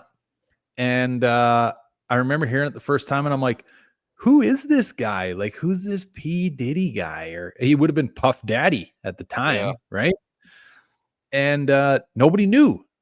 It was like, this guy just kind of came out of the woodwork, right? At least he did in our little small town. I'd never heard of him, but I've told too many stories about that too, right? We had to drive out of town to get CDs, or tapes. But yeah, so he was always a curious character for me, right? Yeah, like, I don't know. You just kind of came out of nowhere because, like, I was a big Mace fan when Mace came out. Yeah. And, then it was just sort of like, okay, did Puff Daddy and this, Puff Daddy and that. And, like, maybe it was just because he was like a small little dude. Like, I just, Right. maybe I judged him. But um, I don't know. I think my senses were right, though, of never really liking him. Now learning what's happened. And I think the icing on the cake for me was watching that Shine documentary, the rapper Shine. So I forget which Caribbean island he's from, moved to New York, got into some trouble. He got shot, whatever. And he was like like his voice is very, very unique. And he ended up he got arrested when Puff Daddy and J-Lo were in the club and shots got fired. And apparently Shine was the gunman. And he ended up doing, I forget how many years locked up. And then he released an album from jail, which actually did really, really well. And eventually he got out, spent time in Israel, like come to Jesus style moment. Attempted rap again, wasn't very good. Ended up going back to his home country, and now he's running for prime minister. So almost like talking about ups and downs of Bobby Khan, very similar, I guess, path, if you will. But the documentary pretty much comes out to say that he took the fall for P. Diddy for the shooting. Oh, interesting. So, of course he was bound and whatever at the time. But that was pretty much the premise of, it wasn't actually me. Yeah. But yeah, painting a picture for him. And man, I just don't see the association with him and J-Lo either. Like J-Lo would have been so much taller than him, especially in heels. Right. Don't see it. I don't know. Weird dude. He Yeah, probably paid her or drugged her and baby oiled her. Well, they ran around for quite a while together, didn't they? I think so. I don't know. She's it gotten wasn't- around though. Jenny from the block has been all around the block. Yeah. Yeah, that's true. Well, actually, speaking of someone that's got around, or at least allegedly, I think got around a lot, and you don't hear much about her anymore, but the old VP of the US of A. Now, do you ever remember seeing those photos, or maybe it was even video that was surfaced about her running around with, was it Montel Williams or something? Like they showed up at like some event wherever, and like she's just a side piece. Right. Yeah. Like to get some of these people in a quiet room and hear kind of like we just heard from Bobby, like give me the real deal. I want to know the fucking background of what's going on here, because what we see, what we forget is even scarier. Like that's something that no one really knew about or talked about, whatever. And then it's like, oh yeah, look at this old, like almost barely color video of old Camella there rolling in on Buddy's arm. It's like, what? And now you're VP? What is going on here? I could see her getting around. She kind of just has that look. Oh, dude, one of the best memes that I think I've ever seen. It's one dude, you know, at a full blown like hot dog eating competition. And then there's a picture of Camilla. It's like, hold my beer. Yeah. Oh fuck! I just So how so funny enough, the I gotta get this right. It was the ambassador for Canada in the UAE. yeah And met her a couple times through a number of events. Like obviously working for Canadian institutions and whatever, we were very close with the embassy and the consulate, you know, in terms of immigration pathways and strategies and education. And the embassy actually had their own education, you know, link up and travel thing, destinations for universities and stuff like that to help promote, you know what I mean, international education in Canada. So she kind of had that look about her. Um and very interesting, like she was well traveled in a lot of places. So I'm literally flying to shit, it must have been Toronto, yeah sitting in business class in an A380, which and an A380 is a big Airbus. So the bottom level is all economy. The top level is, you know, a 80-20 split between business and first class. So I'm in business and I'm like laying down in my seat drinking my whiskey before the plane's going to take off. And I hear this voice and I'm like, that fucking sounds like Marcy. So I poke my head up and I'm like, Marcy, like, what the fuck are you doing? Like, literally, what the fuck are you doing on this flight? You're flying Emirates? I'm like, aren't you supposed to be flying Air Canada or some bullshit? So she laughs. She's like, you didn't fucking see me. And I didn't want to take the Canadian hang yeah, glider home. so so the nice thing about the A380 on the upper side, I should actually say it's a 10-80-20 split. The 10% in the back of the upper deck is a bar, like a Oh, full nice. service, actual, like with seating, snacks, and a bartender and everything else. So once the plane takes off and the seatbelt light is off, you know, if you're not sleeping, because we're talking 12-hour journey here. Yeah, you're Um, boozing. yeah, you're at the back, you're at the bar and, you know, shooting the shit. So I go back there, Marcy's at the bar, and shit, dude, I'd want to say however many hours in, um, they actually have, normally for kids, they have a Polaroid camera. So they'll like take pictures of kids on a Polaroid and give them to them or whatever. So, you know, a couple drinks in, you get fucking kind of stupid and childish, right? It's like, well, where's that Polaroid camera? I'm like, here, I'm gonna let me work behind the bar. So I actually, there's a picture, a Polaroid picture of me making and giving the, you know, ambassador of Canada a fucking drink on this A380. And Nice. she snatches that picture so fucking fast. And I'm like, hey, I want a copy of that. She's like, you're not fucking getting a copy of this. So like, well played. I get it. Um, but yeah, but like at the end of the day, right? Like no matter what position you hold, you're a human being. Yeah. Like, you know, it's yeah, okay, you represent Canada at its highest level from an international perspective in reality. But at the end of the day, like, yeah, you're gonna have fun and you're like a normal person like anybody else. And you know, sometimes you make some good decisions and sometimes you're gonna make some bad decisions because we as humans fuck up. So Yeah. um, but I yeah, it think the was world needs we need yeah. more fuck ups, man. We And you really know what? do. And it was nice to, you know what I mean? Like she didn't do anything, but like who cares that I fucking gave her a drink? You know what I mean? Or Yeah. made her a drink on this, you know, on this flight. And who really cares that she flew Emirates, not Air Canada, because Air Canada fucking sucks anyways. But I think that that's what, you know what I mean, with social media today.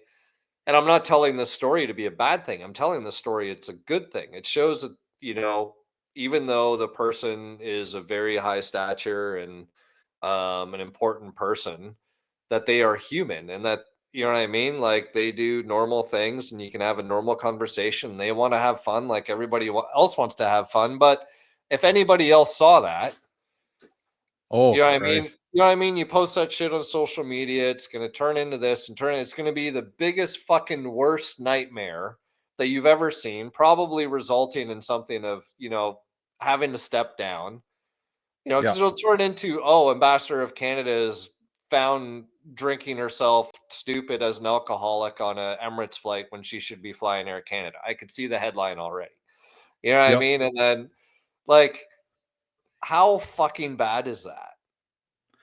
And like, Well, dude, this AI stuff that I'm seeing now, like every time, and I think TikTok's the worst. As soon as I open it, it's some AI generated like a fat chick jumping off a boat and creating a fucking tsunami or something. yeah. And Yeah. like, Are you getting the Sasquatch ones? oh yeah, Fuck, Sasquatch, some of the, these crazy, like a fucking big Buddha collapsing in the fucking Thailand or something. And yeah. like, and Yeah. guys, I don't spend time on here. Like, it's just when you open TikTok, you instantly get something in your face and it's just like I'm either trying to hit Mhm. my profile button or my message button or my back button or whatever it is, but you still, and like for that stuff to be the first thing that's in our face, like even Brit's mom, you know what I mean? I think this is a scary thing, right? We get the older people that I guess are more easily, I don't know, feared or gullible. And it's like Yeah. sends us a picture because we're going to Florida for the weekend. And it's like, oh, possible hurricane developments over 4th of July weekend in Florida. It could happen here. And it's like, we all know nobody can predict the weather a fucking week in advance. And like No, this whole they can't fucking even get it right the day of. yeah. So like this whole fucking paragraph about what could possibly happen, fear for your life, blah, blah, blah. Very last sentence, but don't cancel it's not worth canceling any of your plans over. So I Oh my goodness. message Brit's mom back and I'm like, you need to get off Facebook. Yeah. I'm like, read the very last sentence.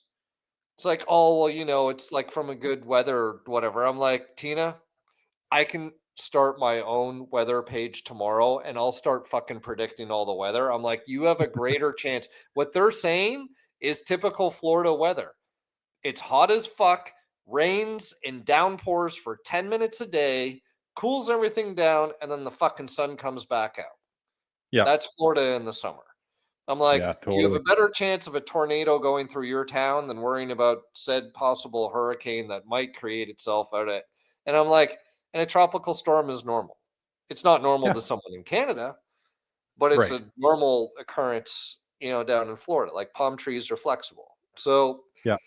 um, for all this stuff to just constantly be like negative, the world is ending.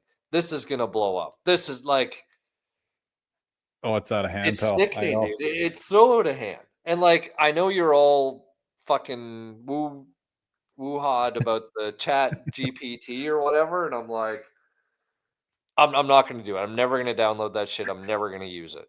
I will find out how to fix shit on my own. I will break it, and then I will become a master of knowing how to fix it. That's how the world works. Okay. Hold on. We got to back the bus up a little bit because I got a couple thoughts on your ambassador story. So I think everybody at this point has seen Trump's little F bomb slip up, right?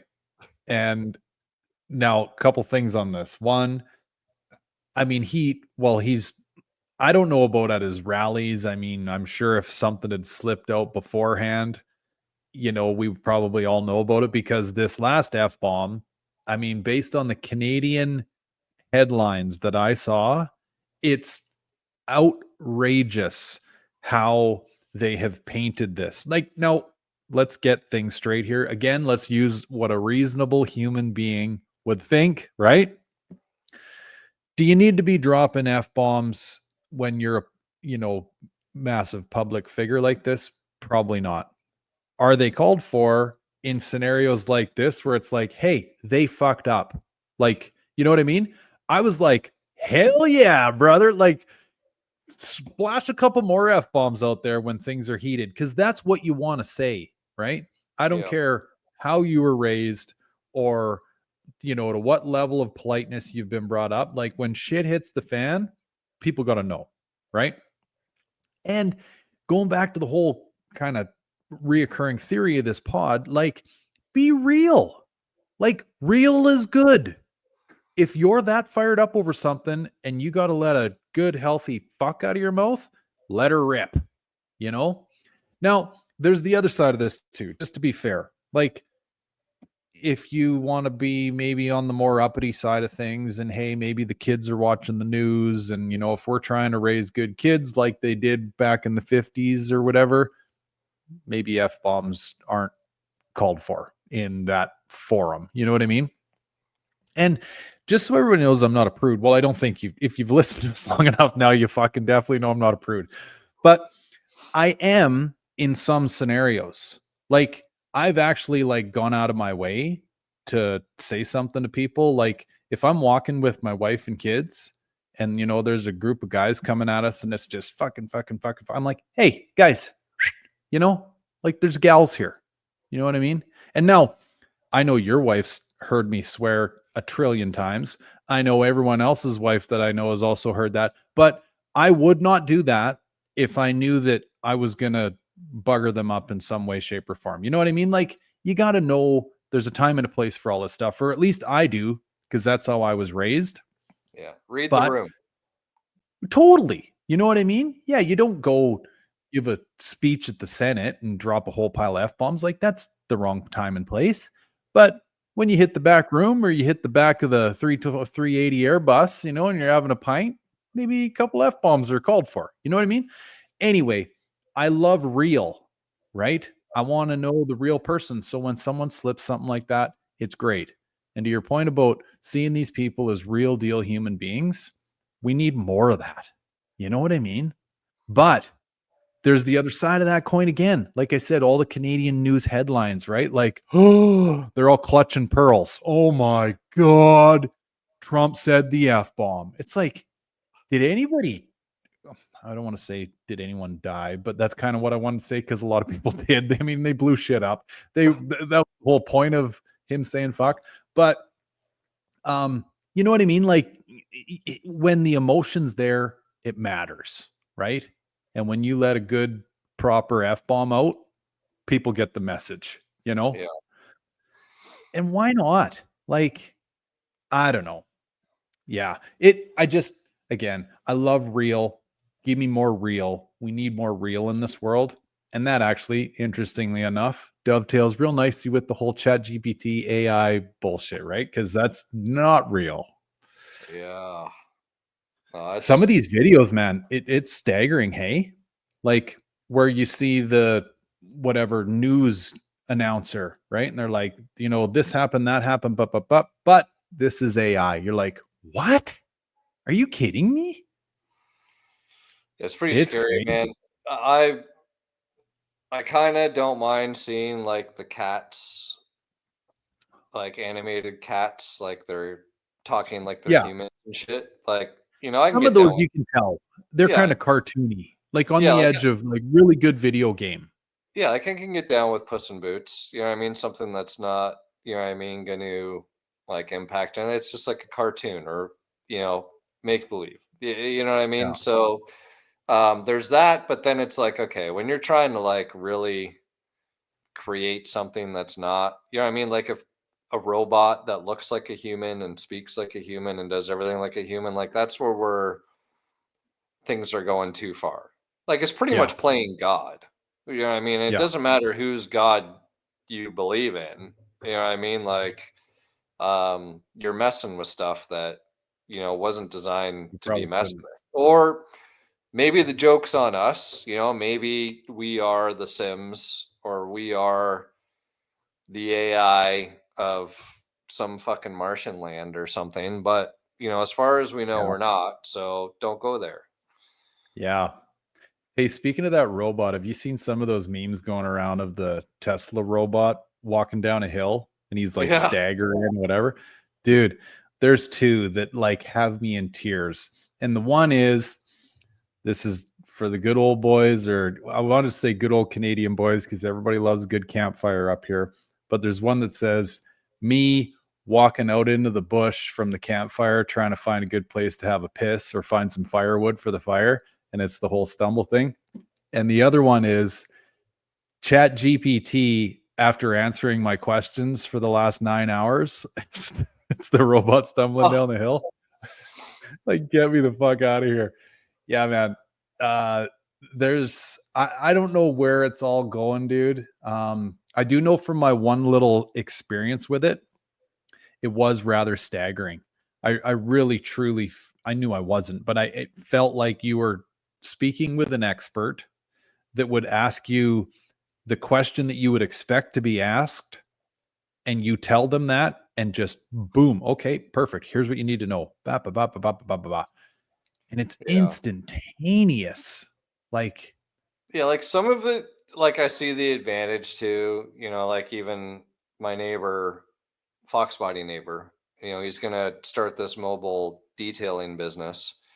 And he's like, yeah, I needed a website. So I just logged on and, AI just asked me a couple questions about the business and what I want to do and whatever else. And like, boom, website there it created, is. Yeah. done. Some of these synopsis, when you post something up on Facebook or whatever, and it kind of summarizes everyone's comments into sort of like a general statement about the Right. feeling or emotions and stuff. Like, I can get it. Like that stuff's all, interesting and neat and all that. But like all this other stuff that's just like brain numbing, like Yeah. killing brain cells of people to waste time and everything else is just like that's where I've got the problem with it. And like that's all ending up in kids' hands. I mean, at least we Yeah. know generally the difference, or we know a time where that shit didn't exist. Like everyone's lives is going to be built off of AI. Like nobody's going to be Well, able to think for themselves anymore. man, like going off of your comments there on like Tina and like skimming Facebook and getting that news feed and like biting in and holy shit, now you guys are in potentially harm's way, whatever. Like that's where it gets a little scary because I mean, I guess, yeah, again, it goes back to the whole like reasonable human. What would a reasonable human do? Think like not everybody is a reasonable human. You know what I mean? And not everybody goes, wait a minute. Like, and that used to be called like street smarts. You know what I mean? Like you could sniff bullshit out at 100 feet or longer or further. And not everybody has that. So when you combine those two asteroids, one being, people that grew up with like Dan Rathers or whatever, like, and that's the news. And, that's where their brains stop. And now they've got this influx of, some 200-pound fucking swamp donkey jumping off a boat and causing a tidal wave. They're like, did that really happen? You know what I mean? Like there's different levels of appreciation of what's going on. And not everybody has that same questioning type, or maybe they just haven't been screwed around enough. Maybe guys like you and I have been fucked so many times. It's like, okay, hold on. I've been fucked like this before. I smell shit. Something's not right. Yeah. I don't know, man. And how do you teach that? Because, like, truth be told, I'm trying to teach my kids it, and you've met two of the three. I think I'm doing okay on it. Like, they'll call you on their on bullshit, right? Or they'll fill your head with bullshit too. They tell some tall tales. But yeah, like that's the thing. And not everybody was raised that way, Like, how many times do you drive down the road and you're watching somebody swerving all over the place or camped in the left lane or whatever, and you look at them and you're like, you really have fucking no idea where you are right now, do you? Like you're not in the same reality that some of the rest of us are. Yeah. I don't know, Because dude. there's all types. I'm convinced we're the weird ones. Do you think? Like, I don't know. Are we the like one of probably three things is true here. We're the weird ones. We're the chosen ones. or, you know, our heads are so far up our ass, we don't know which way's up and down. It's one of those three. Yeah. Like, are we, to your point though, like, I do truly ask myself this sometimes, like, am I the crazy one here? You know?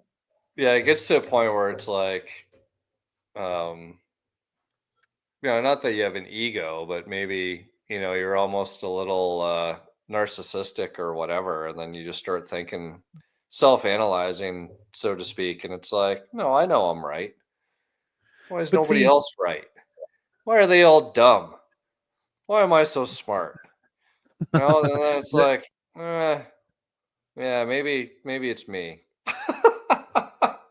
no, it's a good point, buddy. But I forget who said this quote, and I'm not really one to like quote really smart people, but like the quote is something to the effect of like, a sign of intelligence is being able to consider a thought or a theory without necessarily like truly buying into it. You know what I mean? Like, you could sit there and go, I never thought about it that way. Or versus the whole no, no, no, no, right? Like, this is the way it is and not that way. Like, Yeah. never AI ever. told me so. Yeah, right. You know, and I mean, I ask myself that quite often because I am very open to hear people out.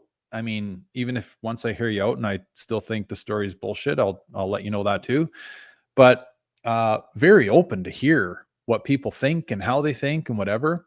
And there's been many a times, especially in the last, what are we, 2025, 5 years, especially then, you know, where you got to be like, wait a minute, what's going on here? Something smells off. You know what I mean? And, but you have to also be like, okay, I've been running down this road of thinking I'm correct, maybe a little too long. I need to check myself here and maybe listen to the other side of the story a little bit. Okay, no, it's still bullshit. I got to be correct on this. You know what I mean? But I'm totally willing to be wrong. 1,000%. You know? Yeah. Somebody called, like, please call me on my bullshit. I'm all ears, but I don't know. I just don't know if there's enough people. Well, there's some, and I mean, we all gravitate towards them when we call them our friends.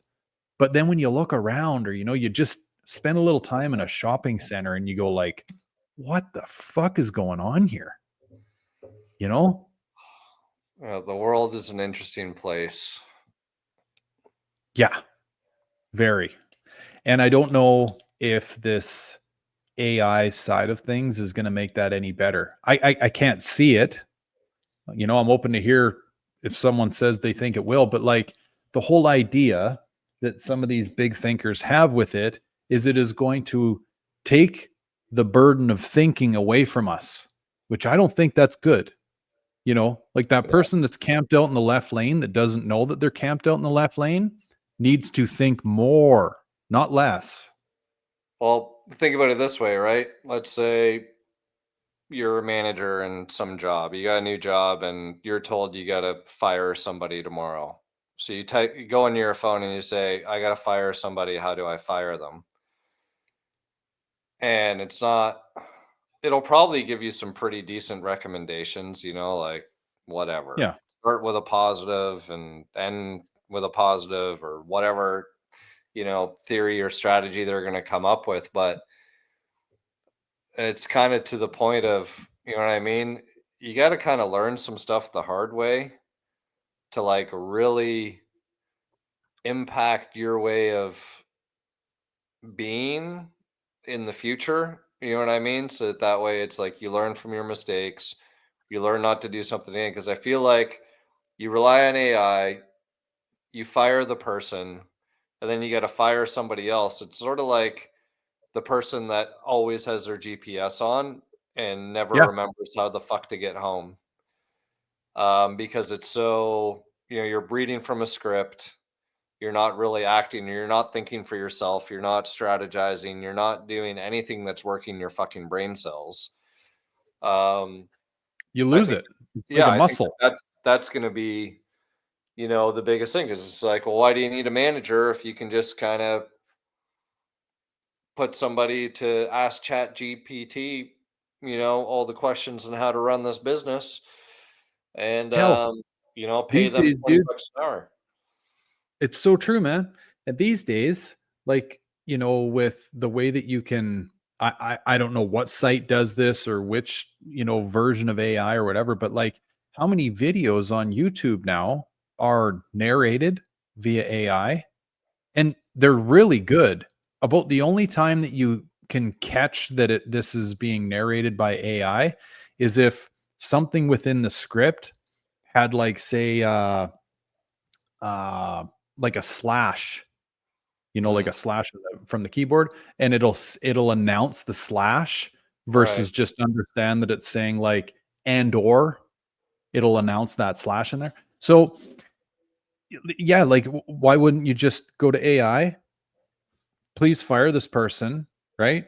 And Yeah. then tell it to go to voice and call this person and just let them down, right? Hang up when Yeah. you're done.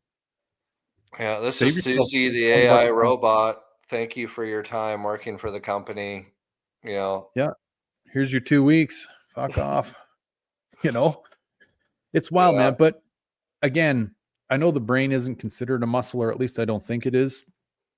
I am a firm believer that, you have to be using that motherfucker. Like, this thing, just like a bicep, goes away if you don't use it, you know? Um, and it's scary because there's a lot of folks out there, I guess maybe like the old school style of retiree that, maybe had the union gig and then they got paid the rest of their days and whatever. Well, they're just sitting there watching the boob tube, right? Kind of brain turning to mush already or shrinking by the hour. And then they go, "Oh, I'm going to go on Facebook and see what the grandkids are doing," right? Oh my God, the fucking Pyramid of Giza's fallen over, or whatever. Uh, It's scary, man. uh, And again, the way I see things currently sitting, people aren't doing enough thinking uh. already. The Well, last thing we need is less. the problem is that when you design something like that, which is automation at the end of the day, you're hoping that it's going to make things more efficient, you're going to be more productive, less errors, and it should be able to do it quicker. Mhm. And us being, I guess, in North America, we know that we work a lot, probably more than a lot of We other should. places. And the argument would be like, oh, well, we're going to do this so that way you can work less. Well, we know that's never going to happen. It's like fucking inflation. Once the price Mhm. goes up, they're never going to retract and pull the price back down. Same thing. Oh, we've made this more efficient. Great. You keep working. We're going to give you now more shit to do or something else so that, you know what I mean? You're still working the same amount, maybe even more, while now dealing with all this AI bullshit in the background and everything else. So, yeah, I don't know, dude. It's Yeah.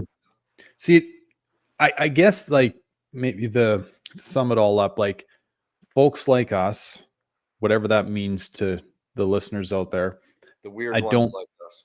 yeah, the weird fuckers like us. Like, you definitely don't have to worry about AI making us lazy, because, like, anytime I find a way of, like, making my life a little bit easier, I instantly think, okay, what can I fill that time with? You know what I mean? Like, it's instant backfill all the time, constantly with a loaded hard drive, right? Spinning at 72,000 RPM versus this kind of pie in the sky theory of, like, this is going to make everyone's life easier. We can all get more creative, and then we can all get all fluffy and fucking, Woodstocky.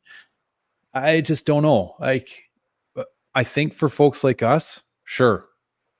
Like I told you my story, right? I sat down with it going, like, will this capacitor solve my problem? What's your problem? Boop, boop, boop, boop. Oh, no shit. Okay. Like, that style of it really truly checks a box. But for the camper in the left lane, I don't think it's going to help those folks out very much. If not, Uh, if anything, it's going to make them camp in the left lane even more. yeah. Shit, dude. You know? Speaking of tropical storms, man, is the rain ever coming down here? So if the starlight You are getting a bugs little up, glitchy. yeah, Well, and you know what, buddy? Both of us, we should let everybody know too. So, guys, this is a Wednesday night recording because both Chris and I are pissing off tomorrow night. I'm actually going down to the land of the free. Whoop, whoop, down for the 4th of July. My middle gal's got a ball tourney down there. And yeah, you've already mentioned you're going to sunny Florida. So, Yep. well, or maybe Hurricane Florida. We don't know yet, Yeah. right? Sorry, Tina. But yeah, summing this thing up because, dude, I literally my dinner. I was eating it when Bobby walked in. I got an apple Right. sitting on my vice right now. Yeah, haven't thrown any of my fucking gaunch in the washing machine yet. I got lots to do, so might not be a bad place to Same here. stop. Yeah, no, for sure. And hopefully we'll get Bobby back on and we'll get more to the story. Yeah, that'll be awesome. Okay, well, happy. Will this come out? No, Friday's the 4th. So happy belated 4th of July, ladies and gents. Yep. Hopefully you've sobered up and enjoyed this pod. Yeah, you got your head out of the vice. Take care, Yeah. folks.